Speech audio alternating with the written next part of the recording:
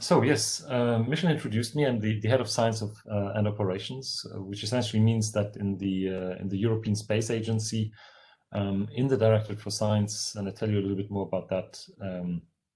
I am actually leading the definition of the science with all the project scientists in my department, but then also all the operations. So we're not building in my department the missions, but once they are actually flying, we operate them. And of course, we prepare all the operations for this. You had, I think, a very good introductions in the last days to ESA. I'm just going to flash this map up again. You might have seen it before. This is the European Space Agency, 22 member states, and the green dots mark where in Europe we have centers. And I wanted to actually flag here with the yellow dots where the science missions are done. So you've seen all the variety of what the European Space Agency does. I think the yellow circle here mark what is really relevant for the science missions. And maybe let me start with the circle in the Netherlands there. That's ESTEC. That's where actually the science missions are being studied, the concepts are being developed, research and development is being done, and we're actually looking at the technology of the space missions. Then the dot in Spain is where I'm located, and the European Space Astronomy Center is located. So that's where really we actually operate the missions, where we get the science out, and where at the end we archive also the data. So it has a huge data archive of all the missions we have ever flown there. Eventually, while they're flying, actually the missions are operated from Darmstadt. So you see this yellow dot in Germany, and that's where the mission operations are. So these are the people to which we send commands, and they actually send through the antenna the commands to the spacecraft. And then there's a yellow dot also around Kourou, French Guiana, because of course that's from where many of our missions are launched, not exclusively, but a lot. This is a little bit of the picture of what ESA does. I wanted to actually situate you where the ESA missions are. So the ESA Science Missions are here in the science and exploration pillar of ESA. But before I start talking about them, I would like to show you what it takes to actually get a science mission done. And essentially, we really need to start here in another branch of ESA, not under our responsibility, but these are the people who actually procure the launches. And you see that we are very much relying on them. Here you hear behind me the countdown of an Ariane 5 starting. And the well-developed rockets and these very massive rockets. You see on the right-hand side an Ariane 5, but then also the Ariane 6 with 2 boosters, with 4 boosters, so what we call the Ariane 6-2, the Ariane 6-4. And a lot of the commercial satellites these days are actually relatively lightweight. The trend is to go to actually lighter weight satellites. And these very heavy launchers that we have still here are the ones which mostly carry our heavy satellites, the satellites which actually don't only orbit the Earth, but actually fly through the entire solar system. So obviously, if you orbit the Earth, you can be a 10 by 10 by 10 centimeter satellite. When you want to actually fly further, typically you need a larger spacecraft. So that's the one branch which helps us. The other branch which helps us a lot are the tracking stations. So these are the people that I mentioned under the responsibility of ESOC, the European Space Operations Center in Darmstadt, and we have tracking stations all over the planet. I think if you look at the right-hand side of the slide, the Earth is turning, of course. If you now imagine that you are a satellite and say you are close to Mars and you look back on Earth as Earth is rotating, if you want to communicate with us, send down science data, obviously if we had only one antenna on Earth, you would see it only at most 12 hours a day. And that's why we really build a huge network of antennas around the globe. And these are all these little green, red, and blue dots that you can see on the world map. We try to actually be close to the equator because most of our satellites are actually in the ecliptic plane. So we want to actually be able to communicate with them. We have antennas of different sizes. For satellites which are nearby, we don't need so much communication power. We can live with small satellites, so small being 15-meter antennas typically is what we use. But then for science missions, which are very far out in the solar system, where we really need a lot of communication power to communicate, we have this massive 30-meter antennas. And I'm just going to fly into one, which is the Cerebros antenna, which you see here. So that's the antenna we have actually located near Madrid. It's one of our 3 antennas for deep space communication. We have one near Madrid, we have one in Argentina, Maghreb, and we have one in Australia that you can see they're both marked with yellow bars on the map. And so these 3 big antennas are distributed around the globe, and hence when the Earth rotates and the spacecraft is far away, we can actually have 3 points of communication per day with that spacecraft. So that's the infrastructure that it takes to run a science mission. Of course, we as a science directorate, we are not the only ones to do science as such at ESA. I wanted to actually just flash up quickly the Earth observations. You had a day, I think, you had a good introduction on the first day about that. ESA is doing, of course, a lot of Earth science, so that's looking down on Earth and to study all kind of extremely important phenomena like and so on. We are the ones who actually look up typically, so away from Earth, or when we look down, it's because we are close to another planet. So that's what the science missions are. But we have also, of course, colleagues in ESA. We define this as one pillar, the science and exploration. And the exploration part is technically not part of the Directorate for Science. And these are the people who actually do all of this. So essentially, it's the branch which does science everywhere where you can still reach it with humans. And being optimistic, of course, that's the ISS, almost permanently manned International Space Station. The Moon, where we intend to actually return and this time to actually settle. And we included also in there Mars, Mars being a place where we are projecting to actually send humans to. So that part of ESA is a very exciting one. We work in very close collaborations with them. We have actually scientists which are in my department, which are shared on many of the projects which go across the 2 boundaries. Eventually on Mars, that's where our 2 branches overlap. So we have for Mars, most of the Mars missions are shared between the 2 of us. When you go further than Mars, where humans can't reach anymore, then it becomes our domain, the ESA Science Mission domain. So that's what I want to talk to you about today after this short introduction. So to give you a picture of where we are, ESA does a lot of things. We rely for the science missions on a lot of things that ESA does on the launchers, on the communication networks, etc. I didn't mention other space agencies, but of course we're using also the infrastructure of other space agencies, and I'll talk a little bit of that later. And of course also we also use other launchers when we do collaborations. We also use Soyuz rockets but also American Atlas rockets to launch our satellites. But we try to rely on European launchers most of the time. So now I think a fundamental question that which you might have talked in the last days about or not, but I think it's important to understand why at all we do space missions. Of course, they're exciting and it's fantastic science, so no question. But the question is really, why do this science from space? Why wouldn't you be able to do that from the ground? And I wanted to actually just list you a few reasons why we spend this mission in space. Because space missions typically, compared to a ground project, which would do similar science, is probably 10 times more expensive, as a rule of thumb. So before you decide to spend 10 times more money to get the same science, why would you do that? And I try to list here the reasons. Really, we have 3 big branches in space science, which so all of these are addressed by the ESA Science Missions. We have Helioscience Missions, we have Planetary Science Missions, we have Astronomy Missions. And for each of these, the reasons to go to space are similar, but maybe a little bit different.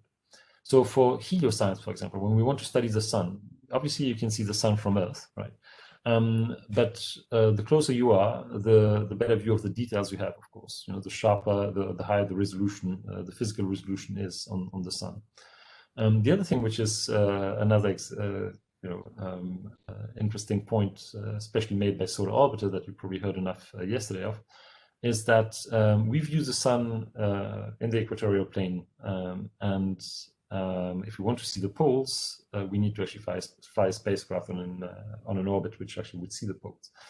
The other thing also is that beyond the Earth's magnetosphere, you can study the solar wind before it actually interacts with Earth, and you can actually study it also in many other phenomena.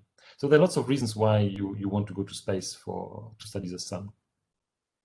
Now, on planetary science, when you want to study the other planets in our solar system, obviously you can see them, but with a very bad resolution from Earth.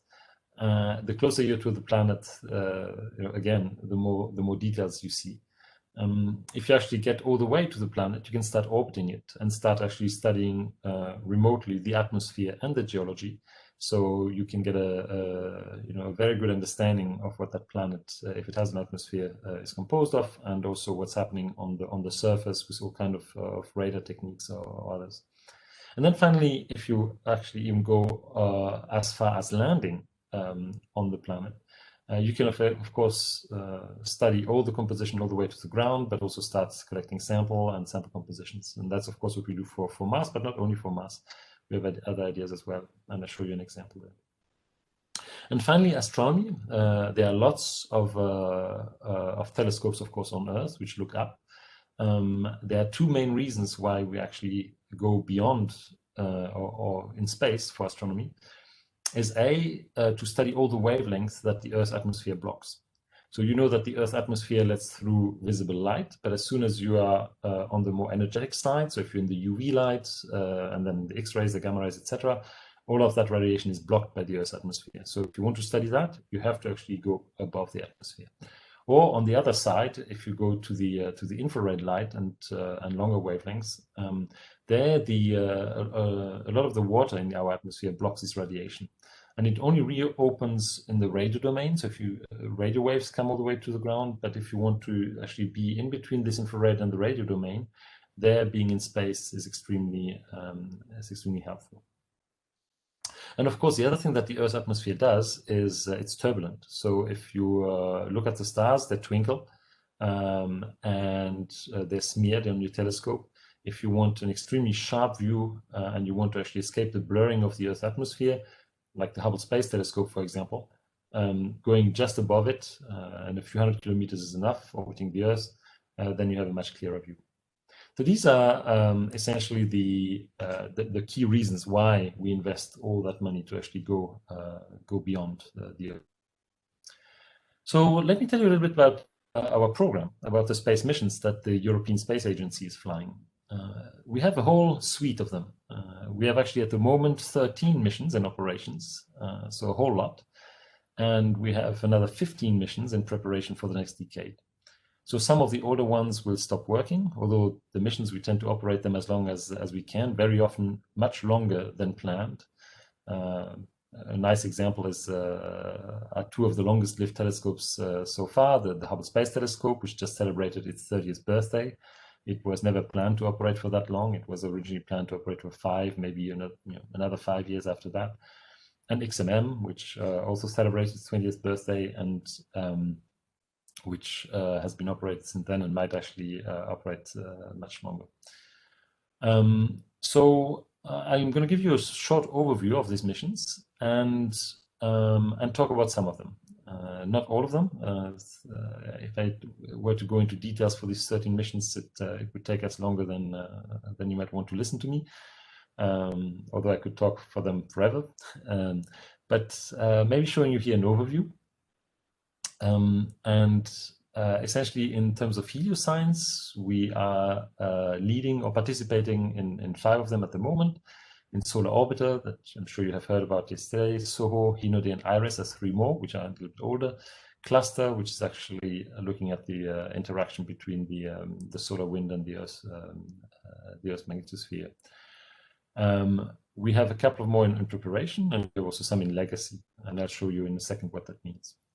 In planetary science at the moment, we're operating 3 missions. We have Bepi-Colombo, which launched a couple of years ago and is flying towards Mercury. Still needs a few years to actually get there, and then we'll study Mercury in detail. And we have 2 missions which are orbiting Mars at the moment, Mars Express and ExoMars, the Trace Gas Orbiter. We have a number of missions in preparation. We have JUICE, which will go to Jupiter. We have Comet Interceptor, which is interesting. It's going to be parked near Earth and wait for a comet to actually then just fly there and study it. We're participating also in this Mars Moon exploration mission from the Japanese MMX, and also into ExoMars, which I'll talk a little bit about in a second. And you might have heard about it yesterday already. Finally, in astronomy, we have missions which have that I'm sure you've heard about, like Hubble and Gaia. And recently, we also launched Cheops, a mission to study exoplanets. And then we have missions in the high energy domain, like XMM Newton, an X-ray mission, and Integral, which is looking at gamma rays. And in preparation, we are collaborating again with NASA on the Webb Space Telescope. And then we have missions like Ariel to continue to study exoplanets and Plato, and then Roman, Euclid, and PRISM. These are all missions which are coming, Einstein Probe, Athena, LISA. So a whole suite of astronomy missions planned for the next decade. And I'm not listing even all the missions in Legacy because we have 13 of them there. So this is the picture we like to show when we present our missions. That's one half of them, and I'll show you the other half in a second. So that's the half which is either doing helioscience or planetary science. So you see the solar system here, the sun on the left, the planets. At the top, these are the missions we are preparing. So these are the missions for which we are planning the cruise and the arrival at the destination, on which sequence we would actually then execute the observations, what we want to study with. In the middle row there is all the missions that are currently being operated. So these are all the ones we have on our hands at the moment, for which we're getting data every day. And at the very bottom, you have the missions that we did fly that have ended their mission, and for which we're actually hosting the data, because that's a very important activity of what we're doing as well. I told you that at ESAC we have this huge, so in Madrid we have this huge archive, and we have the data for all of these missions. You can access them. If you haven't been introduced to the tool ESA Sky, that's one of the ways to access the data to our missions. So these are the planetary missions. These are all the ones which are operating at the moment. I'm going to talk about some of them. In yellow, the ones which are for helioscience. In turquoise, the ones for planetary science. And these are then the missions, the other half of our missions, the missions in astronomy and astrophysics. And again, at the top, the missions that we are preparing. Some are close to launch, like the James Webb Space Telescope will be launched next year. And then Euclid and will be launched the year after, and a few more which are coming in the next decade. The middle row is the ones which are operating at the moment. So these are all of the missions that we are getting data every day for. And at the bottom again, all the past missions we have flown. So it gives you a good overview of this very large program of science missions that the European Space Agency is flying. And here the astronomy missions are sorted a little bit by the wavelength domain in which we are looking. So you see that we have a number of missions looking in the infrared or even sub-millimeter, but all the way to optical light. That's when we want to escape the blurring of the atmosphere. And then on the right, all the missions are in high energy, where we study the most energetic phenomena of the universe. And at the very right there, at the top, you see LISA. LISA is a mission to study the gravitational waves, so going even beyond electromagnetic radiation and trying to get all possible signals we can collect from the universe to understand the universe. So we're really trying to actually have this very broad suite of missions to study the universe in all its colors, wavelengths, and energy domains. So one thing I wanted to mention is how do we go about to select them? So who makes a choice of what missions we would fly, and how do we get to decide this? Of course, we're trying to keep a balanced suite of missions. We try to actually balance our program fairly between the helioscience community, the planetary science community, and the astrophysics community. Essentially, ESA is serving its member states. So we are really serving the scientific community. We have maybe 100 astronomers or planetary scientists which are working at ESA, to help us develop these. But really, what we're serving is about 20,000 or so scientists in the member states and worldwide. And these are the people that we consult when we want to actually understand what we should do next.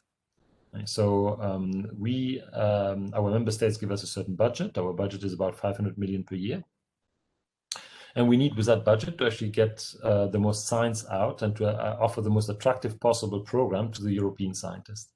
So we want to actually provide very broad science schemes. We want to actually offer everything you can do from space. Of course, we don't have an infinite amount of money, so we cannot offer everything, but try to actually rotate through missions which are interesting to all communities.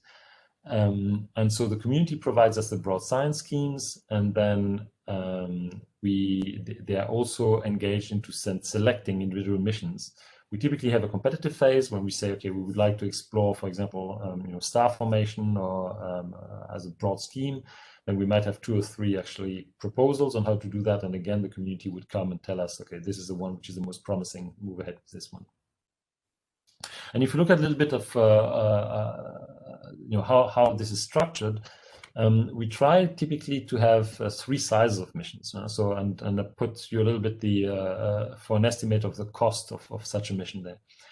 We have at any given moment maybe a couple of very large cornerstone missions, and these we're talking about 1,000 million euros, so a billion euros of cost typically for these type of missions. So of course that money is spent over 10, 20 years, not at once. But we typically have a few of these either in planning or flying, and these are really our flagships. And then we have a number of medium-sized missions, and can be very often collaborations with other space agencies. We have some fast, smaller missions, and they're still not cheap, but compared to the other categories, they're typically 150 million or so. And we also have always funding for missions of opportunity. So that's when we want to participate in missions from other agencies. I think one of the nice things that might have been mentioned to you yesterday is that the Europeans are very unbiased when it comes to collaborations. So we are probably the only space agencies which has collaborations with really everybody else, because we have missions where we collaborate with the Japanese, with the Chinese. We collaborate a lot, of course, with Roscosmos, with the Russians, but also on many missions, of course, with NASA, which is the other big player in space science. So that's one of the things that I like a lot about ESA, is that we are very open to worldwide collaborations. I wanted to walk you through a little bit to give you a feel of what does it take to build space missions. Did we start yesterday and decided that today we would fly a major mission? Not at all, right? So most of the missions that are flying today, SOHO, Cluster, XMM, are missions which are still operating. Rosetta is just finishing. Herschel finished a few years ago. But you see also there Huygens Cassini that ended, but Integral and Planck. These missions were actually selected and decided upon by the community in the 80s. So I don't know what the age distribution today is of all of you listening. I was still at school in the 80s. So, and that's now the missions that we're operating. We had then 10 years later, we went back and selected some more missions: Gaia, which is flying; LISA Pathfinder, which ended; Bepi Colombo, which is now underway. So you see that it's up to 25 years between the moment you decide, okay, we should do a mission of that type, then going through actually assembling the groups which will build the instrumentation, understanding how to best build a spacecraft, and then getting everything assembled and built, and then launching it and operating it. Typically takes 10 to 20 years from the moment you have the idea. Then the missions we are currently preparing and will be launching or start launching, like Solar Orbiter just launched, Cheops just launched, Euclid and JUICE in the next 1-2 years.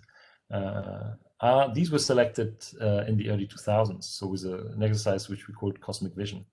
So in 2005, in fact, we selected missions like Athena and LISA, which are now going to fly in 2030 plus, right? So 20 years, 5 years ahead. So it's a long process to define a program, such a big program as we have, and to continuously bring new missions in and decide, okay, what are the important science questions to answer, and how we are going to do that. It's a long process. And in fact, we started this year the process for the missions that we want to fly in the 2050s, so the ones that I will never operate, and maybe my children, or actually exploit them scientifically, probably my grandchildren.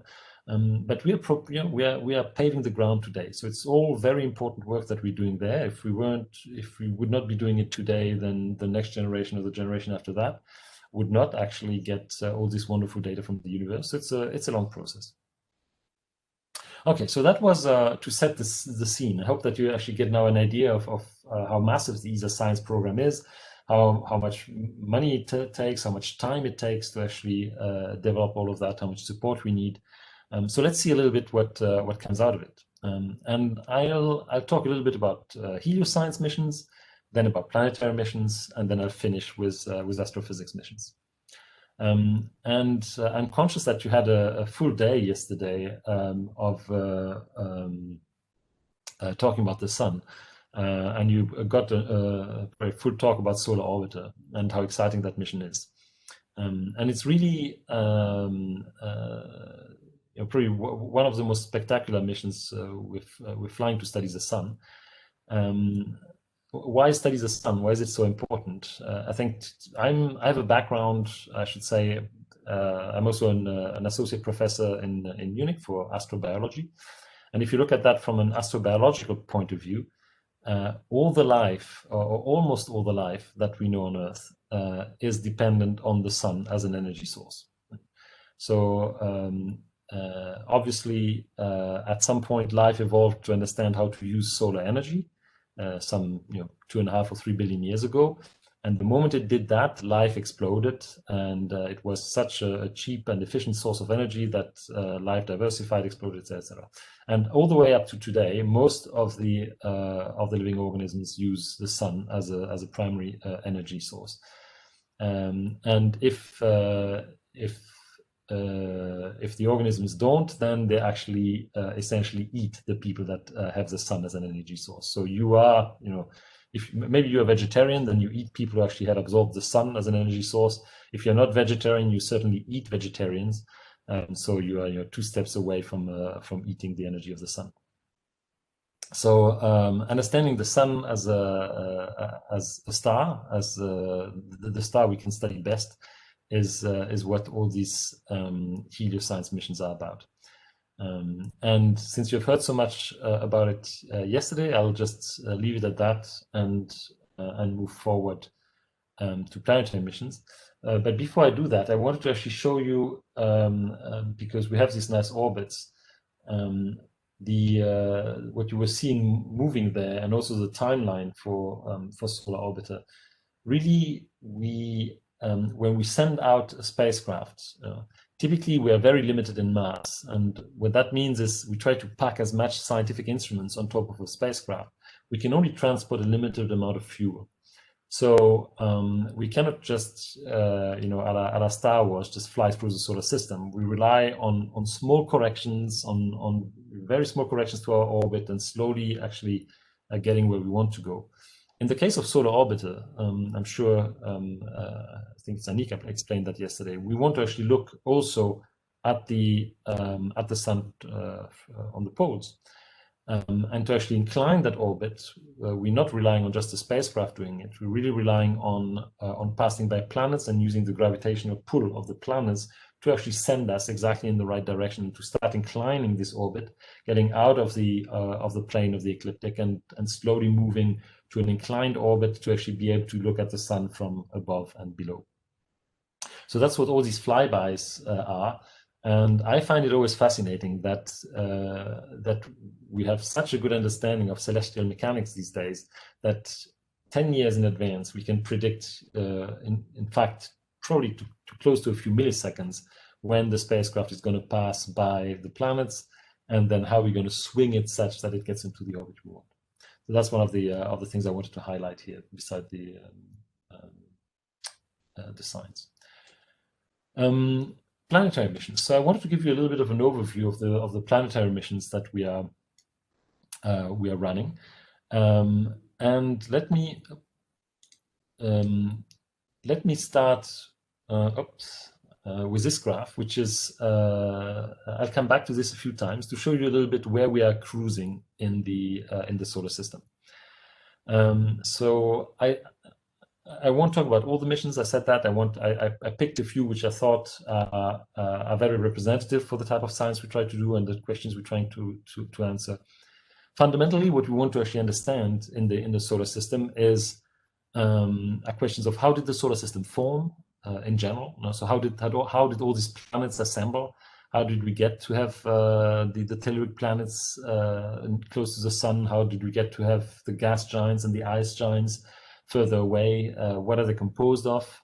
Where did the water come from? Where did liquid water come from on Earth? What was the solar system composed of to start with? Could we explain was that the origin of life? So these are the big questions we're trying to actually answer. And Rosetta was a very important mission in that.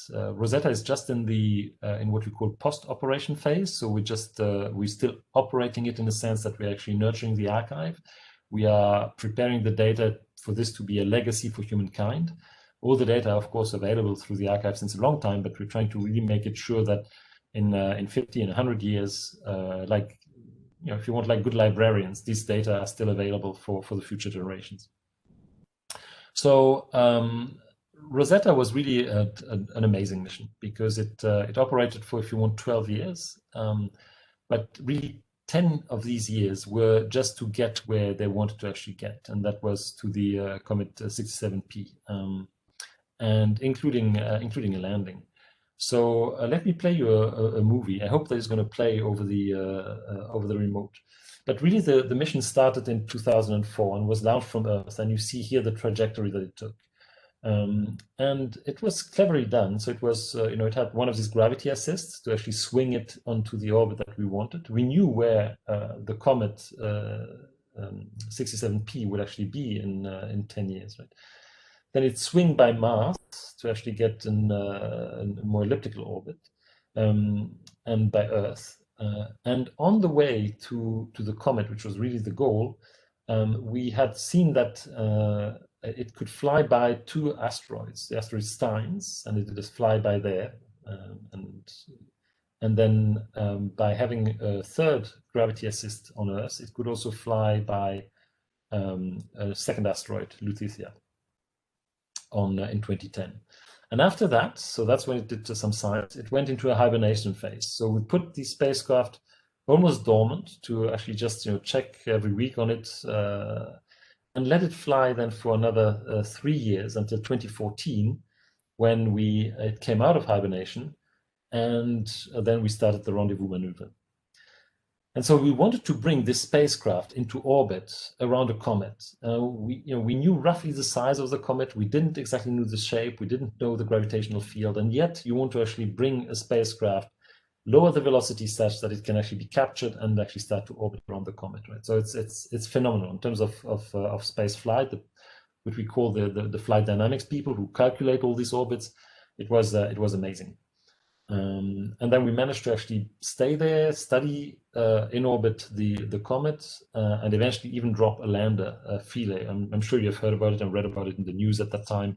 It was really the first time this was attempted, and it was, I think, a great success, despite the fact that, in fact, the little probe that was sent down bounced. I'll show you a movie in a second. And really again, to stress the timelines, the conception that we should, that it's so important to understand pristine material in the solar system. If we want to understand our solar system, if we want to understand the origin of life, we need to understand the pristine composition of the solar system, and comets are carrying that pristine material. So it was really a concept in the 70s, which was developed. It was approved, this mission, in 93, and then 10 years later it was launched. And as I showed you, it took about 10 years to get to that comet. So really we wanted to actually understand the coldest parts, the remnants of this coldest part of the solar system, understand the origin of the solar system, and really also whether these comets, there's a big water reservoir out there in the outer solar system, because we know that in the inner parts of the solar system where Earth is, the water should have evaporated with the temperature of the sun during the formation of the solar system. Liquid water was not possible there at the beginning, and we need to understand how did the water come onto the surface, and especially where it came from. So it really helped us to study this comet, and I think the most spectacular part of this was really the fact this is an animation. It's not real. We didn't have a second satellite to film this, but it gives you an idea of the sizes.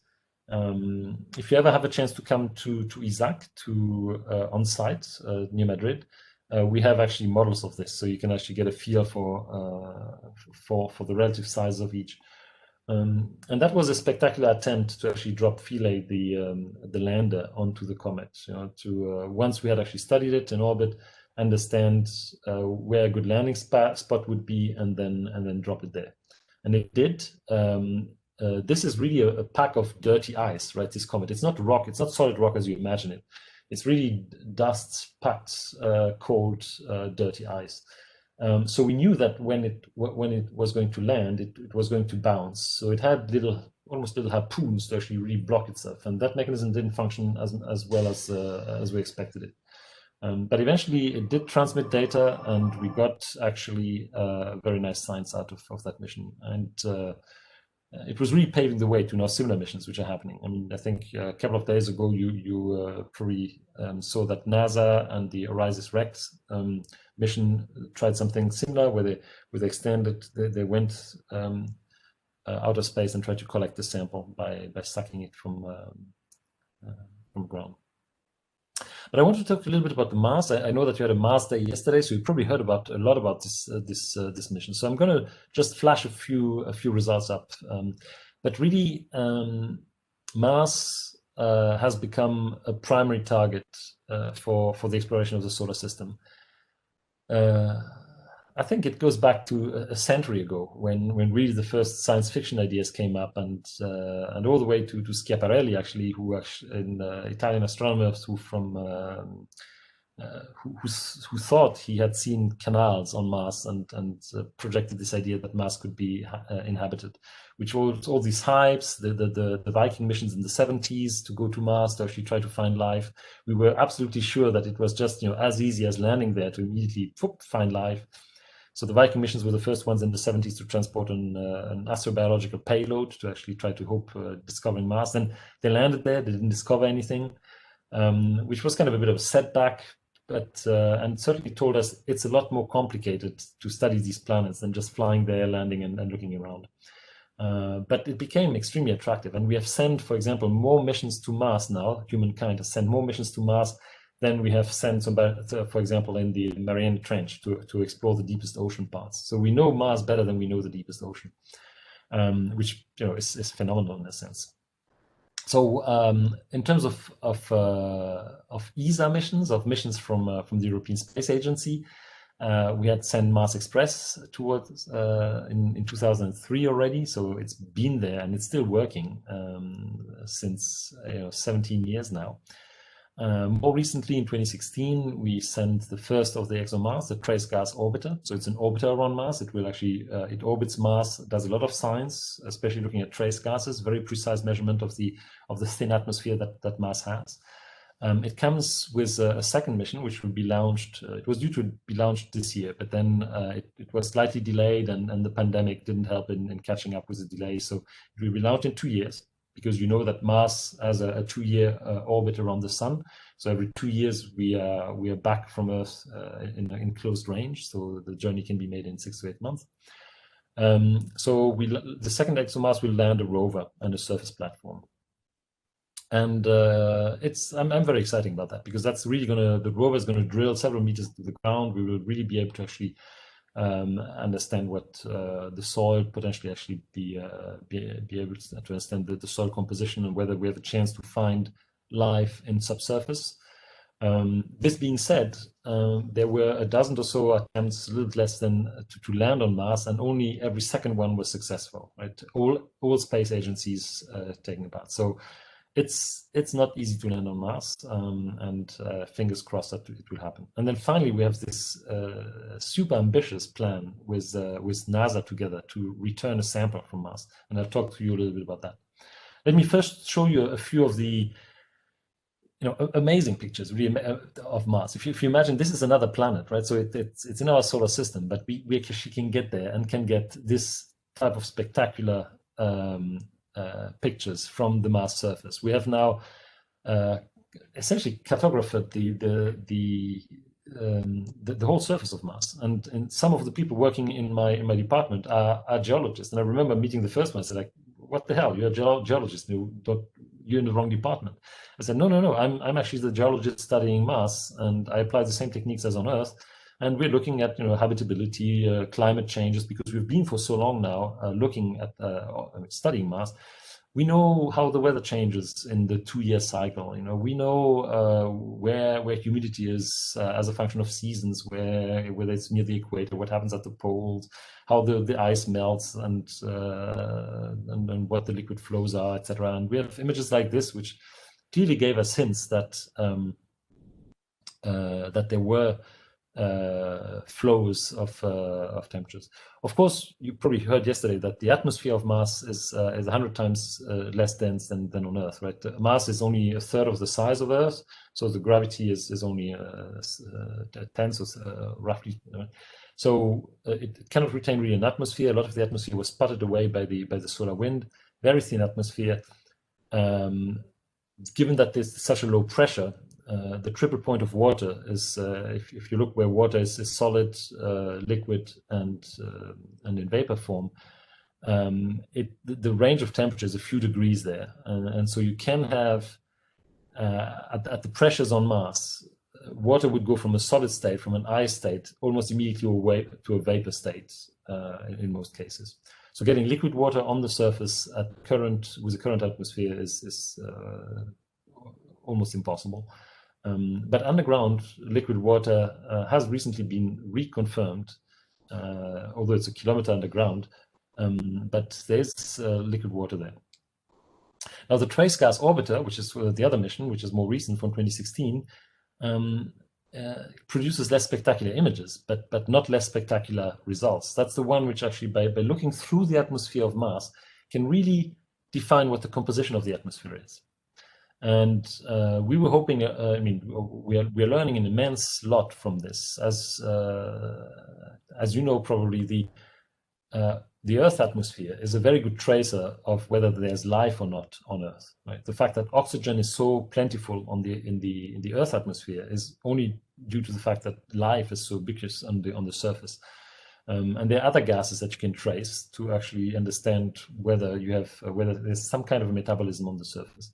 Methane was one, so there's still a big debate about whether methane is present or not in the Mars atmosphere, and if so, what the source is. Methane can be biological, but methane can also be geological. But the Trace Gas Orbiter is one which delivers at the moment most of these data to actually understand the composition of the Earth's atmosphere and help us understand how it changes with seasons, and what the geological phenomena are, and potentially whether there's a chance for biological phenomena as well.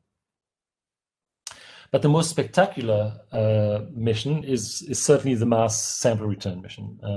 I don't know if you've talked about it yesterday. I want to just flash it up very quickly, because really the idea there is multiple spacecraft flying and a whole suite of things happening. So on the left, there's a rover which drills and which needs to actually find samples. And in the middle, there's a rover which actually then will fetch these samples. And at the end, you need to return these samples to Earth.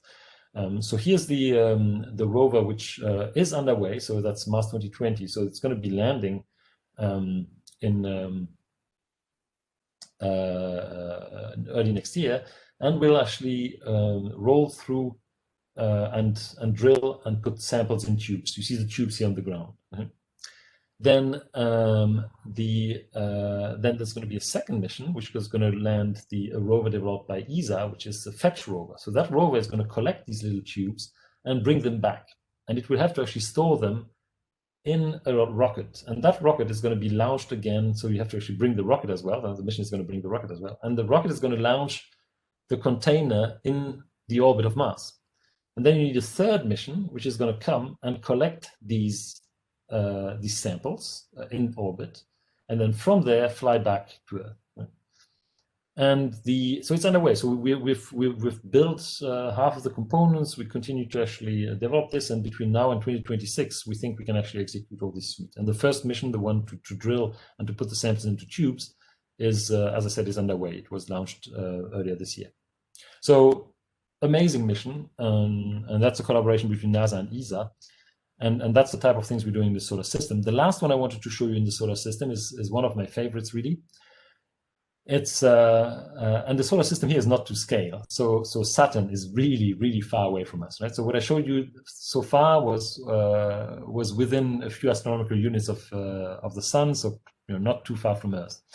But there was this super spectacular mission, Cassini and Huygens, which Cassini was then again a collaboration with NASA in this case, where Cassini did fly to study the Saturn and the Saturn moons.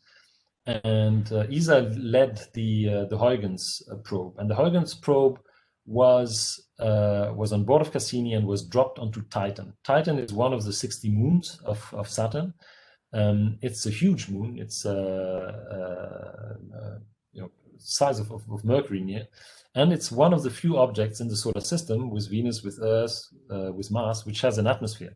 In fact, Titan has a much thicker atmosphere than Mars, and we wanted to study that atmosphere to understand what is it. It's mostly it's nitrogen. There's a lot of ethane and methane, and this is a movie which is going to show how. So you have on the left, right, you have the altitude of Huygens, 10,000 kilometers going down, still with a 20,000 kilometer per hour speed. It was really free fall at that stage. It opened the parachute, then dropped to velocities of only 300 kilometers an hour, now 80 kilometers above the ground. And it did actually, these are real images. So we took images while we landed. It was amazing. So not only could we actually study the entire atmosphere while we actually passed the atmosphere of Titan, but something which I think nobody really had hoped for is that we could actually cross that atmosphere without actually damage, and then eventually land. And we saw as we dropped on Titan, we saw that there are lakes there. So there's a real landscape. There are lakes. Of course, the lakes are not liquid water. You're so far out in the solar system, the temperatures are so low that water would be frozen. But there are ethane and methane lakes. So there's a whole weather system in the atmosphere, not with water, but with liquid ethane and methane. And that, of course, led people to spin. Okay, so can we could there be life there? There's a liquid, there's a solvent, there are organics, but that life would not use water as a primary solvent, but would use ethane and methane. So, amazing sights, and something that there are lots of now ideas on how to get back to Titan, what to take on board to actually see whether there's life on Titan, understand whether these lakes could host any form of life completely different than we know it on Earth. Right? While on Mars we might be looking for life which resembles Earth, also life based on water. Here we would be looking at life completely different from life on Earth. So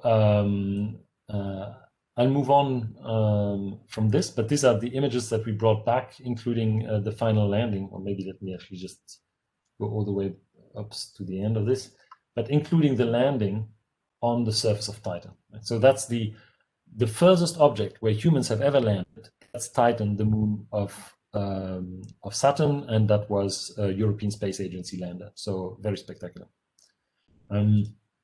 So let me finish with a few astronomy missions. So certainly, we talked about Helioscience, we talked about Planetary Science, and now these are the astronomy missions. They are the ones where my field, where I come from. So again, I try to not talk for hours. The one I didn't want to miss very often because it's associated with NASA, but there's a huge contribution from ESA, and in fact, half of the publications coming from the Hubble Space Telescope at the moment have European first authors. So the Europeans are using this very extensively. I wanted to show you the 30th anniversary image because Hubble celebrated its 30th anniversary in orbit this year. So Hubble delivered, I'm sure you know that, and it's fantastic material. If you want to inspire people in public talks, if you want to inspire your students, Hubble delivers the images, which are just mind-blowing about the universe. But the mission I want to talk a little bit about is in fact this one. It's Gaia. Gaia is still operating. It passed its nominal five-year lifetime, and it's entering its next 5 years. And what Gaia does is it measures billions of stars, actually 1.7 billion of stars in the Milky Way. So it's remeasuring the positions and the velocities of kind of 10% of the stars in the Milky Way. So there are a lot of stars in the Milky Way. Measuring 10% of them is just amazing. And it produces these kind of maps. So that's a picture. It's not as if somebody has sent a satellite somewhere and took a picture of our Milky Way. That's the Milky Way in the middle here. Really, this picture is composed that every pixel you see is a dot, is a star which was measured, not only the precise position, but also the precise velocity by Gaia. So we have actually now a complete map of our Milky Way. And Gaia became, in a few years, the missions which actually, which most of the publications in astrophysics are based on. So it is now over 4,000 papers have been written with data from Gaia. It's a kind of support mission. So the other missions, like the Hubble Space Telescope, astronomers have an idea, they propose, and they get a few hours or a few orbits actually of measurement time. They can do what they want. Here, the approach was very different. We said we're going to measure the entire sky, we're going to build a catalog, and we're going to release that catalog as one, and people can do science on that catalog. So it's really opening the astrophysics to big data, to actually processing, looking at massive amounts of data and getting the information out of it. And it was spectacular. I mean, it's really used in astrophysics, but also to understand things like here, what's happening around our Milky Way, in particular Sagittarius, which was a dwarf galaxy, which was in the vicinity of the Milky Way. We could reconstruct, like here in the movie, the lifetime, and especially the encounters. And when a smaller body encounters the Milky Way, it creates a density wave, it creates star formation. And in fact, we could actually see that one of the encounters was coinciding in time with the formation of the solar system. So we could reconstruct what could have probably triggered the formation of our solar system. And that was the encounter with a dwarf galaxy. Of course, once you have the data for all of these, you can also precisely understand what the gravitational field of the Milky Way is, understand much more about the dark matter which is surrounding the structure of the Milky Way, and understanding how this luminous matter are embedded in the dark matter in the solar system.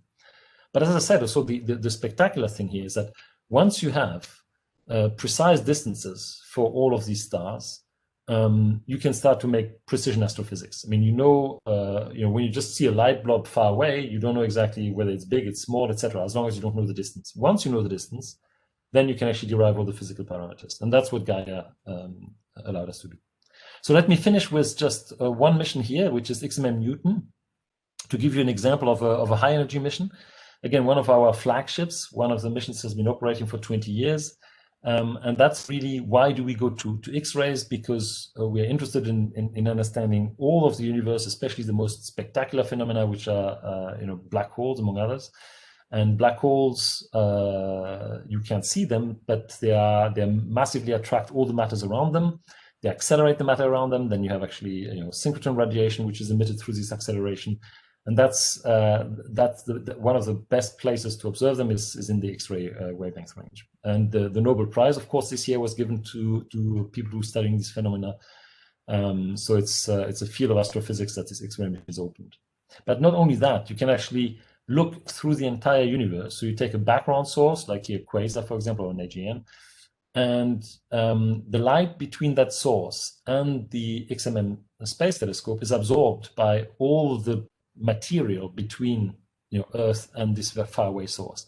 And you can, by studying this absorption, you can really look at the composition of the entire universe, especially the warm universe between us and the source that you're looking at.